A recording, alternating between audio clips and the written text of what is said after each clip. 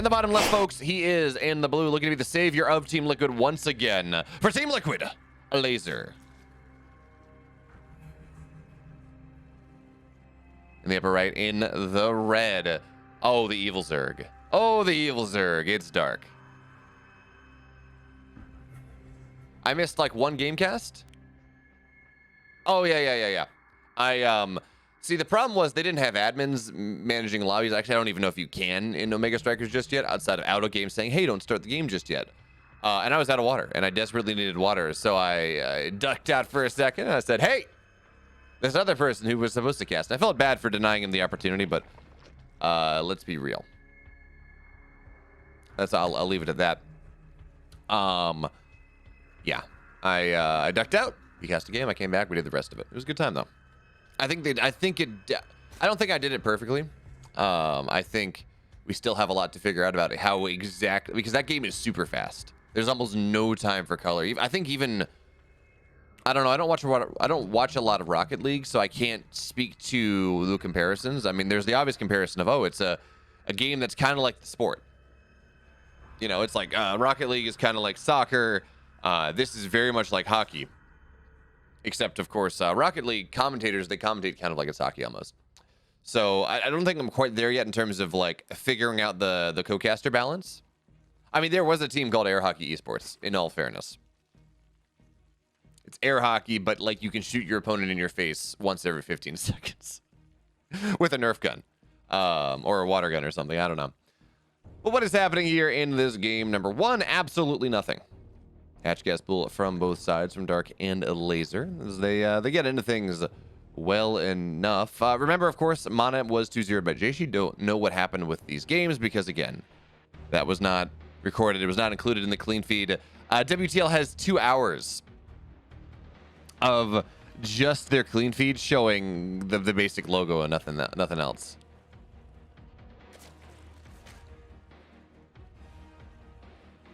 Yeah, that is the brawler meta right now. It seems to be where you have at least one brawler, and then either someone who can support, say, an Estelle with Stinger, which does damage over time, or someone that buffs them up, and then they go hunting, and they try to manufacture 3-on-2s the entire game.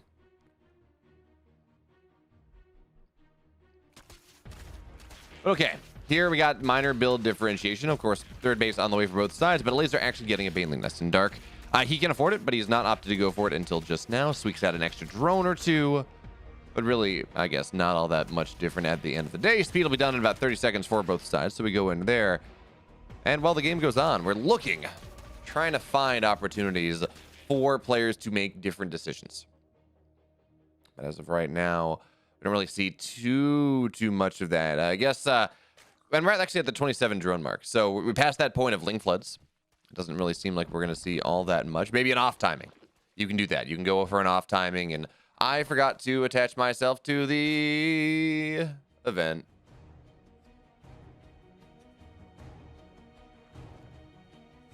Let's fix this right quick. All right. There we go. Should be fixed in a second. Should now be on TL net. As a Elazer morphing a couple Banelings. I'm assuming these are defensive. As a couple Lings from Dark find their way onto the third base, and they're going to look to snipe a Queen, but as well as Lings rotate over to defend, that will be a-okay. It'll be absolutely fine. Roach Warden on the way for Elazer. Not sure if Dark did. I'm sorry, I was distracted by making sure I was actually attached to the event, so people knew what was happening. But at the very least, with the Evo Chamber on the way, that is what we can expect to see from him, as he's only on 1 gas for the moment. A little bit of Ling pressure coming in from the evil Zerg, but, well, as the Elazer is sitting here solid defensively, he's got Banes, he's got Queens on the forefront. He should be, well, in a wonderful position. But really, this pressure from Dark is not meant to get too much done. The goal is to not, oh, wow, go kill your opponent. I mean, that'd be nice, but it's really not going to happen. But it is an APM tax from Elazer. It does force him to focus. And I said, oh, okay, I expect to see a Roach Warren. No. No. We got +1 melee on the way. Lings actually find their way into the main base as well. They will scout around, see the additional 3 gas, and realize that, hey, Dark, he's going for those mutas. It sounds like something just exploded. Our observer, I'm not really sure which side died, but based on the supplies, I'm willing to guess that it is Dark. So, 10 more lings on the way, a bunch of roaches as well. Already one spine just about complete, but he needs more. Question though for Elazer here, is he going to be content with the third base? Does he feel like he needs to get into the natural and just get that game-ending damage before the mutas do pop out? Because I don't think there's a lair for Elazer. He is very dependent upon this aggression getting a decent amount of damage done. Bailey's now morphing in, and remember, the army supply for Elazer is very, very good, right? He's sitting up pretty significantly in terms of army supply. He's just been pumping units for the last several minutes. His Banelings will go and connect on eggs. Not really what you want, and Elazer now realizing, I don't really want to do this. Ooh, be very careful there. Baneling does not trigger. But he can't really break the high ground, at least not without Ravagers, say. Okay, these overlords are a bit of trouble. They find themselves on top of Elazer, and they really don't want to be on top of Elazer. They want to run and hide somewhere else. Looks like this overseer actually will go down. Normally you see that get say, oh, okay, it's dead. I was gonna say normally you see that survive and go away, but too much damage on the overlord to start. Ling's gonna look for their way back home, and this may be a bit of an opportunity for Elazer. He just has Dark in the contain. And remember, Dark went and he got 4 spines, I think. He lost his third base, but he does have mutas on the way, which does put a timer on what Elazer is trying to do. He will have to run his army back home. But remember, he doesn't have a lair. He does not have Baneling speed. As the Banelings try to go forward here, maybe busting these spines down, maybe find their way into the mineral line. Big Baneling connection, but I actually don't think it got all that much from Elazer as the Banelings continue to roll forward here. There's still 4 of them. One Baneling makes a connection. There we go. Now the crunch in from Elazer. Now is go time, but the mutas are already on top of things. +1 melee done as well. And queens and spines and everything else says, Elazer, get the hell on out of my base because you will not find your way in. This is a solid wall of lings and queens and spines and all of these wonderful things. Elazer, he did good with the third base, but he needed to be much more on top of either committing then or going back and defending. Committing his army like that, it just gave Dark the most massive window into this game. Because remember, Elazer was sitting 40 supply up. Most of it was an army supply, and yes, do roaches fight mutas? Not really, but at least you represent threat. You mean that recognize that there's not a lot of pressure that Dark can put on outside of the mutas, which means your queens, they only have to worry about defending mutas, not say ling run-bys and everything else. So these +1 lings will find their way into the main base, but the Banelings in the third are going to be the true problem. 12 workers go down, and honestly, Dark could have gotten more, but it looks like he tried to hit some force too, unintentionally, but there they go. Banelings come rolling right back on in. 15 workers hit the deck, and also Dark getting his getting the overlords he's expected to get on the map here. So the map is dark for Elazer. The night is dark and full of terrors.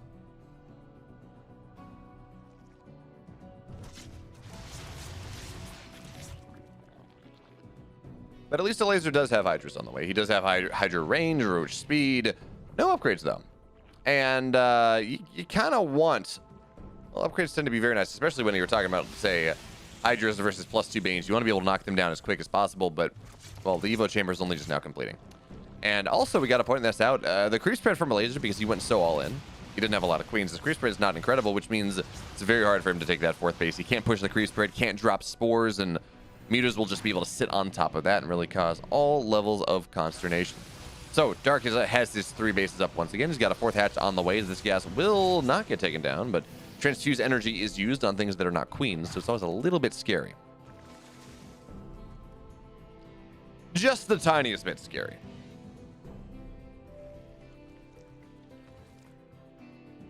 But it appears that Elazer is going to try to burrow his way out of this game when all else has failed. Burrow roaches actually can be fairly good against a significant muta commitment, right? Because, well, you force the mutas to be back home. They have to respond to the burrowed roaches, and then, well, it gives you time to get a 4th base. It gives you time to expand on the map and build that army that you want. It is a space buying tactic. It feels like this late, I don't know how much space really is available to be bought.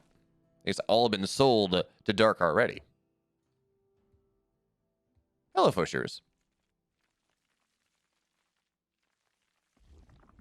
I went and did speed work and conditioning stuff. So I did like 11 Tabatas. 11 fartleks, I guess. Again, I know we've had this discussion, but I never remember the difference. You know, 20-second sprint, 40-second cooldown over and over again for 11 times, and also some box jumps and things. I unfortunately skipped my my workout I was supposed to do yesterday because I was planning on doing it after I had to do some stuff on campus because I was at a deadline of noon for my paper for IEEE, as these banelings on the right side will get found out. But hey, we're dealing with a couple of those banes. I don't think it's worth the amount of roaches that will now get lost, as now bird roaches are going everywhere. But it feels like Elazer just kind of needs those in this fight. The banelings that come rolling on in top of all of these hydras, and guess what? The hydras, they will go right the hell on down, which means these roaches going down as well. Banelings are going to find their way into the third base. Don't know how much damage they will get done. Looks like the answer is, I think, quite a bit maybe, but the fourth base is definitely dead, and actually seems like the answer was only 2. Good drone pulls from Elazer off screen, but now it's his turn to get some level of damage. But Dark, he's already repositioned his spines all over the place. He knows that this is a potentiality. He saw the upgrade on the roaches, so he's putting spines everywhere. He needs to put spores everywhere. Put even better, actually, put a bunch of overseers, right? Because then they can go and they will not get sniped down by the roaches, and you're not really all that worried about it. But the burrow micro from the Elazer is pretty nice. Don't know that it's nice enough though. Is these burrow roaches will get found out. The roaches into other bases are minimal at this point, so the spines, where the spines are, doing a great job of preventing that from happening. But Elazer now does have infestors on the way. He's got Hive, only just now getting started. So eventually he is going to have, hopefully, if you're an Elazer fan, if you're a Liquid fan, this Viper count, this Lurker count, this army that just kind of turtles up on 4 bases and refuses to die.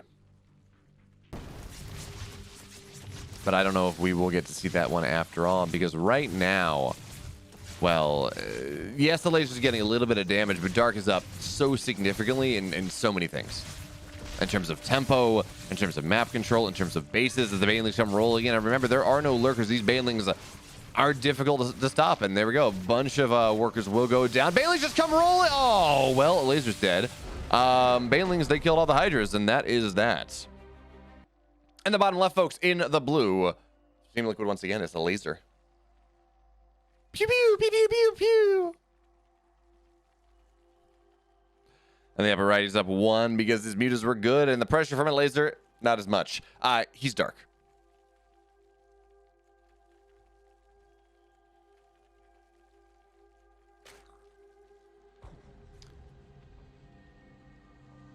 But yes, reminder, for those of you that are watching, I will not be doing EPT North America on Monday this week because Claire will be in town. I'm very excited. But she flies in town. I pick her up at the airport tomorrow afternoon, and then she flies out early Wednesday morning. So, yeah, no EPT North America, but that's fine. Y'all get enough of me anyways, right? You're tired of me. You don't want to watch me anymore. Also, another exciting news. I submitted my first conference paper to IEEE Aerospace, which means if it's accepted, I'll be flying out to Big Sky, Montana next March. And obviously, it's just for the networking and the conference and the sharing of academic ideas. And I'm not excited about the skiing at all. That should be a good time. What do we have different in this game? Well, there's a much quicker gas coming in from Elazer. I didn't see the timings on things. I'm sorry. No, slower, slightly slower gas. Never mind. I'm just blind. It is fine. Not that big of a difference, actually.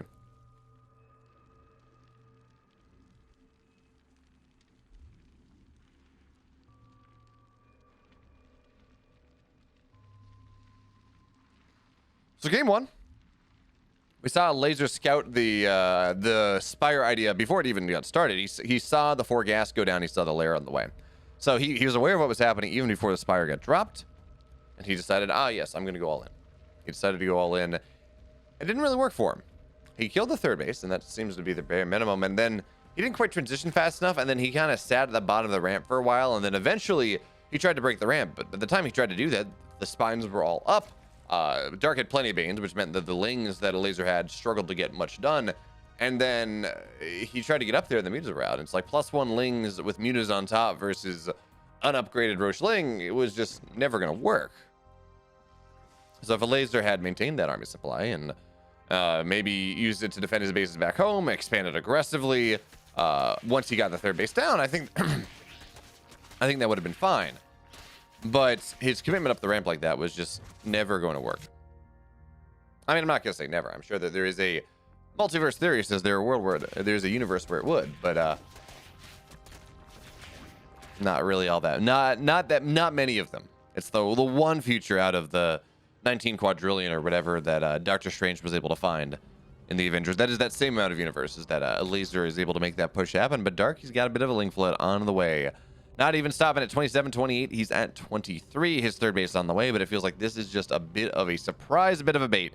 These Lings on the map here, and I don't think that we have an Overlord from Elazer in really a good position to scout this. He sees it now, I think, as the rest of the Lings come poking on in, but this is pretty heavy commitment coming in from Dark here. We're going to have to see how much damage it is able to get done, as Banelings are now morphing for Elazer defensively. But as more and more Lings, they start to show up, I feel like this third base is just going to get broken down. The Banelings, they now will arrive, but a good job there from Dark microing around it. He's just playing ring around the Rosie, and the third base is going to go down. Yep. There it is. Okay, it's dead. But Elazer, because of that, he finds himself up 8 workers. Dark, though, has 22 more Lings on the way, so he is going to be well prepared, A, for the counter pressure coming in from Elazer's. 5 Banelings go on the way at the same time as Dark morphs a couple of his own.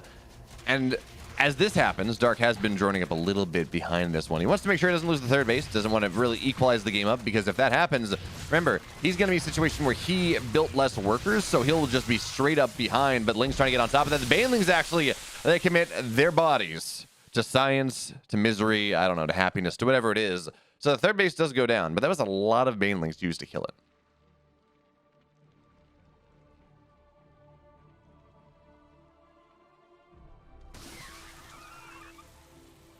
They were, in fact, banished. Don't know how I like that. Oh, crap, I forgot to run ads. I have to run ads after this series. Hopefully the game lasts less than 10 minutes from now, which I think is likely. ZVZ does not trend towards massive games, although the long games are often quite fun. I'm a big fan of the Dark Rainer series from Katowice. The Rainer Cyril series from Katowice was incredible, but I think maybe in part it was incredible because we don't get to see lots of late game ZVZ. In fairness, we don't get to see a lot of the tippity top of players playing ZVZ against each other all that often, and often their games are determined by mind games anyways. I bring to mind the Rainer Cyril series earlier today, where a couple of those games were just mind games and build order wins because these players play each other so much on ladder and things, even if they don't play a lot in tournaments, that they have a really good idea what they're going to do, so they can often get into each other's heads and hit them with a build that they don't expect, and then, well, wham bam, thank you ma'am, players are dead. Our games are over. You know, we don't get that nice, long, 35-minute Hydra Lurker Viper setup. Which, in my mind, is a better TVT. A better version of Marine Tank. But Dark, for his part, he has no intentions of letting this game go too much longer. He's got Carapace on the way. Of course, Carapace means that your roaches are tankier. Means that your Lings take 2 Banelings instead of 1 to go down. Means you take 3 shots instead of 2 from your opponent's roaches, was what happens with the Lings there. So it really does benefit the Lings more than it benefits the roaches, but it benefits it all. It benefits roach and Ling and Baneling, technically.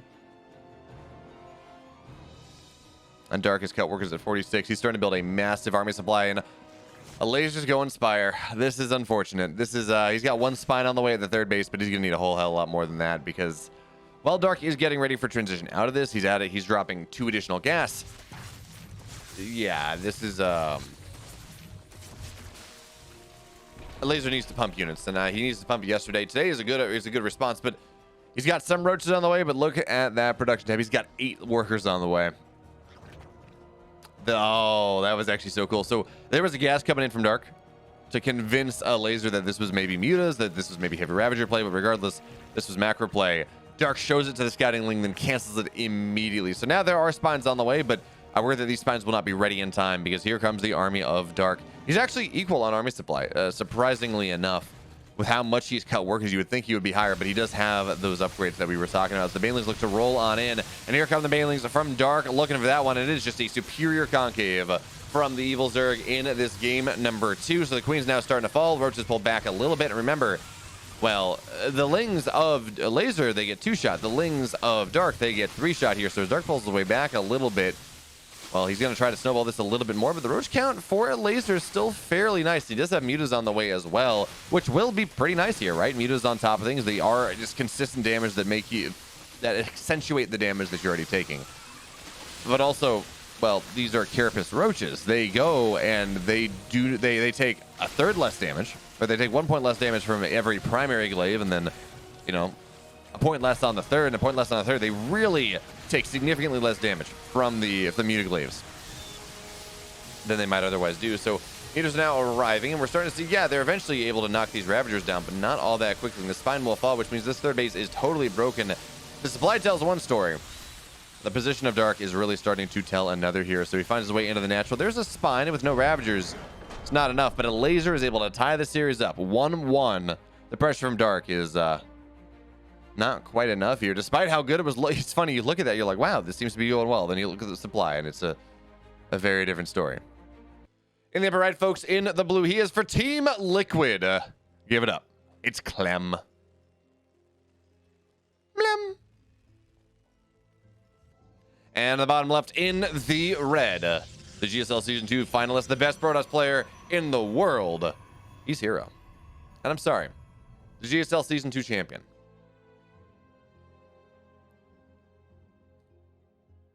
With quite an early probe on the map, actually. I don't think he's going to do too much with it. Just going to get him that nice early scout.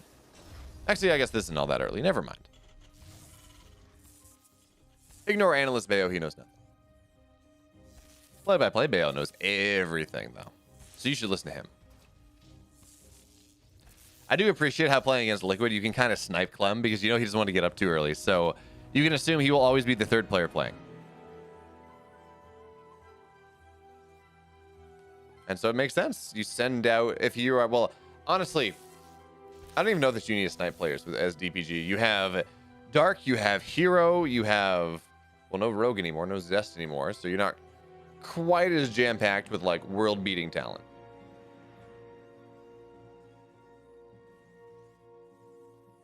But you're still pretty damn stacked. All I'm saying. Yeah, cured Dark herO. And DPG needs to pick up another. DPG needs to steal, like, yeah, they need to pick up, like, Creator, I guess. I think Creator is still teamless. Who is the, so that's a good question. Who is the best teamless player in the GSL?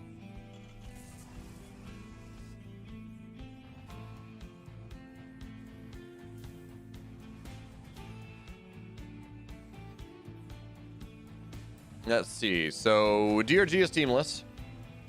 And Creator, DRG, Creator, Bunny. They can do to pick up Bunny, probably. That would, because Bunny killed in WTL last season. Maybe they're saving their money up, so when Rogue comes back from military, they can re-sign him and have him also get his G5L. And it's crazy, though, seeing GSL. I mean, people were talking, I didn't quite see. People were talking about it felt like GSL was going to continue. But, or no, actually, that was right. Tastosis in their cast were making reference to people all, you know, also doing stuff in the future. So that gives me a little bit of hope. But, it is crazy that Protoss is no longer going to be. I mean, we know this is coming for a while, but the video they made for him at the end of the GSL was touching, and you know, seeing Protoss, you know, close to tears as the broadcast ended. You know, I used to go, and I tweeted about this, but I didn't have internet really growing up. We had dial-up, we had satellite that had a tiny data cap. It was just not good. So I would go. I would take my laptop into school, or I would take a USB drive to the library, depending on how old I was and what I had. And I would just download as much of the GSL stuff as I could. And I would watch it at home on my crappy little Inspiron 4000. I mean, Gauntlet, you can still go. There just won't be Tastosis there anymore. You might have Stateless. Or some other setup. I don't know if they... Do they go import someone from the Western casting scene? I feel like it's probably going to be Stateless next year. Which are not bad. Certainly, but certainly Stateless is not bad, but they are no Tastosis, unfortunately. No one is. One of the high marks of my casting career is the fact that I did 8 grand finals and 2 semifinals. with Artosis. Where can you watch the GSL live, Muramana? You have to go to Korea, and Seoul is where the studio is. But if you're just talking about watching it like live online, it happens like 4 in the morning on their YouTube channel, on Africa TV's YouTube channel. But here comes some pressure coming in from Clem. It is 6 Marines, it is 4 Widow Mines, and this actually is a bit complicated, unless you just play on top of the medevac, but unfortunately, herO will not get that down. Now the probes, they're a little bit clumped. Shot on the backside. 10 workers will go down because he's so worried about the front. War Prism tanks a shot, but herO could have handled that a lot better. Instead, he handles that pretty damn terribly. Clem gets all the damage he wants. He doesn't even need to do anything with the Marines. Oh, they were. Agreed, Gauntlet Wizard. But there's some magic from a duo that have literally casted tens of thousands of hours together. That chemistry is just impossible to replicate. But now here herO on the other side trying to find some damage to make up for the damage that he took on the other side of the map. So now 3 Starks warping in at a time here. Bunker getting very low. Repair is not going to be good enough. So the bunker is now dead. Raven starting to fall here as well. And herO, he should not be able to make anything happen. Remember, he just took so much damage, but he kept his entire army alive. And that Warp Prism, well, it was low once, but it really is not in range of anything. So 15 workers have fallen. The concave from Stalkers, they're all yellow, they're all red, but they are staying alive. Now they've linked forward. 1 or 2 of them will fall. Tank getting saved here just briefly by Clem. But there is high ground vision coming in from herO. So they're just going to blink right on top of it. Medevac will go down as well. I think eventually, there it goes. Stalkers, they feel a little bit trapped, a little bit locked, a little bit claustrophobic maybe. But 17 workers have gone down, as has a tank, as has a medevac, as have tons of Marines. And herO was not in a great spot in this game, right? He took 10 workers to the Widowmine drop. Well, he just killed 20. Resources lost, favoring him by just a bit. Well played there by herO. Now he's got 3 Zealots looking to bomb on top of the tank, maybe. But the Warp Prism's so low. That was a little bit questionable right there, herO. But he's gonna blink on top with the Stalkers. Anyways, I feel like he got a recall here, but it doesn't matter. These Stalkers are dead as much as they can be. So 5 more workers go down. I don't know that that was necessarily worth it there, herO, but you know, nice idea.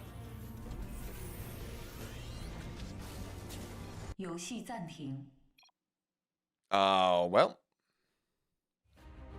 we have a pause. Luckily, because we are watching this from approximately 36 hours ago. The magic of time travel. There we go. We're right back into it. There was a mouse issue apparently from herO, but we are fine now. God, I love time travel. All right, makes life so easy. But here behind this, no third base just yet. 7 minutes, and he was kind of all in with that pressure, and he got equalizing damage. But even still, he does have to be careful. But he does have another Warp Prism, as the Stalkers will get picked on up here because the Marines, they are a little bit out of position. They're on the map, which means Stalkers can maybe find their way on the high ground, but no. herO not going to go for that one for the moment, but he is warping in some DT. So we're going to see 1 get dropped in the main base, 1 run into the natural. And how many scans do we have? Well, the Raven did go down. That much is known. Stalkers blink on the high ground as well, but, well, the Warp Prism is a secondary blink. So even as they blink up and even as that blink is technically in cooldown, it really isn't. As this DT continues to find value on both sides. Scan in the main base, that will not get saved. But do we have another scan? We don't. So DT will get locked out of the main, stuck in the natural. But even still, I'm not sure how much that matters, right? Because it's a 1-base Terran. So yes, technically herO's economy is in the dumps, and it absolutely is. But he's adding more gateways, and this is just a 2-base all-in at the end of the day. 2 Dark Templar in the base, 1 in the main base, 1 in the natural, working on supply blocking Clem. Although even that supply depot will not cause that to happen. As well, the DT could have gotten out, but looks like there was a bit of an F2, so turns back on itself and sacrifices its life for the cause. But now Charge Lots find their way into the natural here, and it's a bit of a cluster of the bio on the ramp. So the Zealots, not the most incredible units in a situation like this, but a DT now runs forward, and it will go down. 6 more SCVs fall, but Clem's only down 3 on herO. But this bio is going to try to get on top of things. They don't want that. They can find a choke just fine, but they do not have enough to fight in the open field, because we all know the Zealots in an open field, Ned. Zealots in an open field.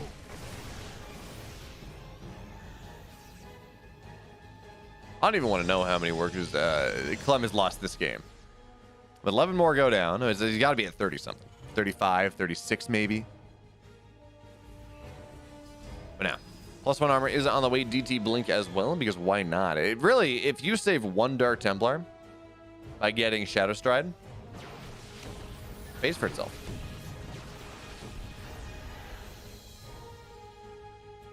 So when herO first kind of came back onto the scene, right? Last year, he's starting to look good. You're watching things.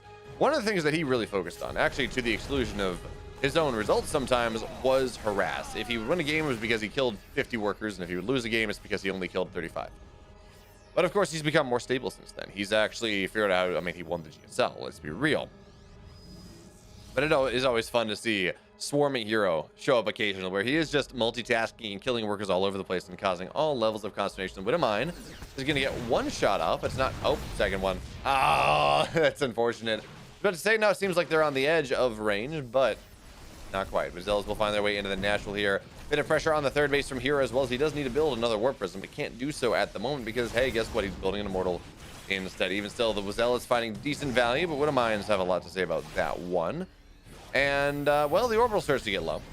And if you force the orbital lift, that means less scans. That means these DTs can get more done. One DT shows up to harass the army. The rest of them just want to run away. A Shadow Stride will mean that they get out of this scan pretty easily here. Clem drops a second scan, and there's another blink, but it's blinking further deep into madness. Hey, Savajon.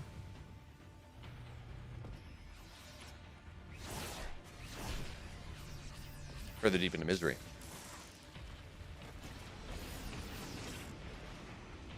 Any of you all watching the Dota 2 World Championships, TI? Hey, Muramana. Thanks so much for the follow. It's kind of disappointing, you know, as certainly someone who works in esports stuff now is, oh, the DTs, they don't even have to blink if they get out. Oh, that feels bad if you are Clem, but just not enough damage. 1-1 versus only +1. Like the production value, yeah, it's just not there. But anyways, Great Force Fields coming in from herO, and he will section off a couple of these Marauders. Right? Yeah, it's just, they bring a bunch of B-tier talent. Like, I support B-tier talent getting opportunity. I am B-tier talent. Please give me opportunity. But they're just not doing it well. I mean, they're all remote broadcasts, and they're just not getting caster pairings right, and tons of tech issues. Just not good. Anyways, Zealous now going to run forward on the right side. Stalks on the left, zoning out of the stuff in the sky. So no more, really no more medevacs here to keep the army alive. As the Stalkers blink forward, they eat a couple Widowmine shots, but the SCVs, again, they have to get pulled here. Have to repair, have to do something. And, well, with the Marauder count as it is, Clem's been building a lot of them. These Immortals doing a great job, but they don't do as well against SCVs necessarily. Zealots on the backside, though, looking for that reinforcement. 11 more SCVs have fallen.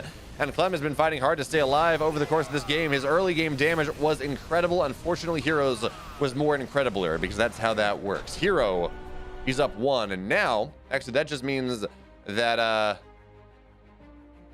DPG won the day. Anyways, folks in the bottom left, looking just to secure his dignity here in this game too, he is Clem.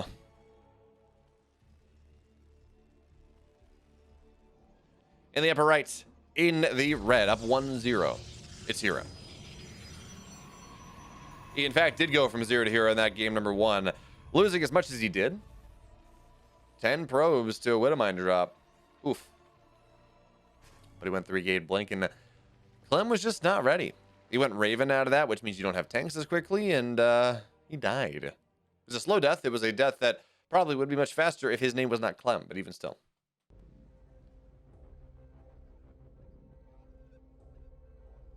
I mean, honestly, you're talking about skill caps.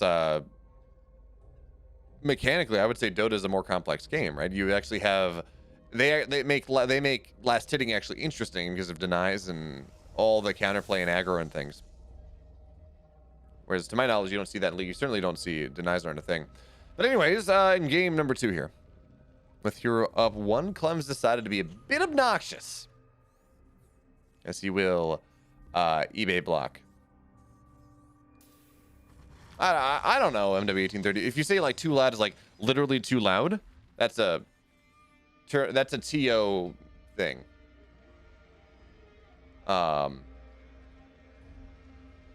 would say that like the best, they managed it pretty well.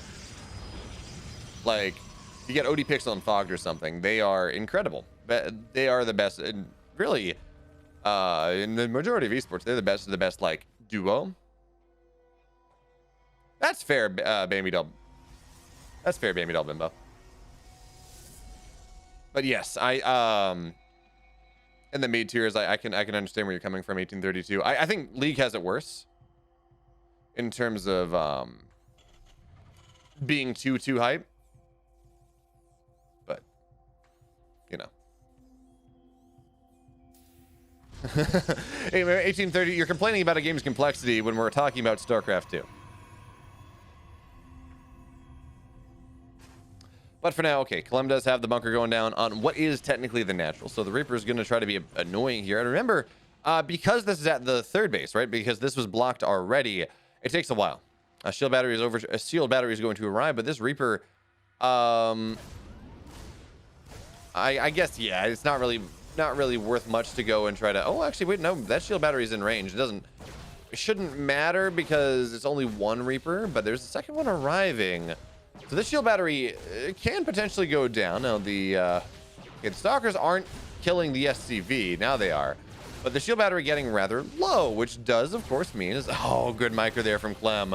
Making sure he can maximize things, but the shield battery is now going to go down, which means these probes are under threat. These Stalkers are under threat. The Reapers bump out for a second to make sure that the Stalker gets KD8 charged away, which means that this SCV stays alive longer, which means the bunker stays alive longer. So sexy as hell play is coming out from Clem. Beautiful, beautiful micro, but it feels like he could have killed a couple more of those probes. Still got 3, though, and a Hellion run by into the main base. It's a little bit even more. So more probes fall. Looks like the grand total will be 4 at the end of the day. But remember, Clem got 10. Clem got 10 in game 1. And he still lost immediately afterwards.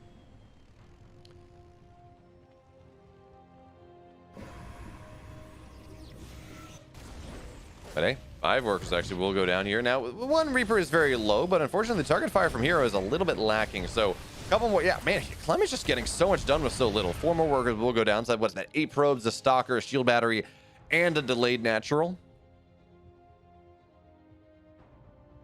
But, and this is a big but, herO has lost a Stalker, right? He's lost a Stalker, but that's about it. He's not really lost any sort of significant army supply, which does mean that his army, as it goes onto the other side of the map, does represent some significant threat with triple Adept and a Stalker. So 3 Adepts now. They're going to try to shade on top of these Marines. The wall is, well, it's going to have to open up, but still there will go down. And a lock-on on top of Adepts is not the most cost-effective thing. And actually, yeah, the Adept will stay alive. Stalker runs forward as well, but there we go. Adept will fall, loses lock-on positioning, and the Viking goes forward. We're fine. But here I'm building Phoenix behind this one, and they are for one reason only. Their job is to lift the Cyclones to allow this army on the ground to do what it wants to do. So let's see how useful this is. There we go. Cyclone gets lifted. Tank siege up, but it doesn't really matter because, well, first of all, the Oracles are just going to kill the tank. Second of all the army on the ground is just on top of the tank anyway, so it's not killing anything. And yes, these Oracles are starting to fall, but the army in the sky, the army on the ground is just not there. It's non-existent as the Phoenix arrive. MW1832 had it right. herO is just about to go win. He takes too much damage and he just kind of kills Clem, taking advantage of the fact that Clem committed heavily to that aggression. Remember, with 3 Adepts here and a Stalker and a couple Phoenix, but really with 3 Adepts, that's the number. They one-shot anything they hit. Now that will be a recall. 13 workers have gone down. Marines die, and I think 1 Adept died from that wonderful hug. Maybe 2. Now hero's up double the supply of Clem. 17 army supply to 6, 40 workers to 27. This is ridiculous. Like, this doesn't feel like this should be possible, but the man's name is herO, so I guess it is anyways, as these Phoenix at this point. Oh, a bit of a missed micro there. That's that Marine should have died much longer ago, but well, the Adept will eventually fall as the tank arrives, and oh no, shaded out. Okay. herO is just styling on Clem. herO's put on his dancing shoes, his ballet slippers, as it were. Luckily, we saw a much better showing from Clem and DreamHack today because this is starting to feel like an outclass. It's just herO finding these tiny bits of tempo and turning them into big bits of tempo. SCVs have to get pulled to try to keep this tank alive, but well, you just kind of lift everything around it. The Oracle flies in and it's going to kill all the Marines, and yes, the tank stays alive, but remember, this Oracle is uncontested in the sky. So, well, Phoenix, they're just going to lift these Marines. Oracle stays alive for pretty much as long as it wants. Bit of a mismarker there. I think we should have seen herO just shift clicking down SCVs with the Oracle. But he's going Glaives. herO going Glaives is a super interesting decision, right? You go that, you do that, and if you want to maintain this tempo, it's fine. But if it ever starts to get back in Clem's favor, if it ever starts to not die, if he hires a very good Necromancer at a quality rate, suddenly these Glaive Adepts are not going to be all that powerful. But Oracle flies in the main base, and it doesn't have a lot of HP, but it has plenty of shields. So 3 workers will go down here. 4 workers actually go down, excuse me, and hero's just getting ready for the next round of his aggression.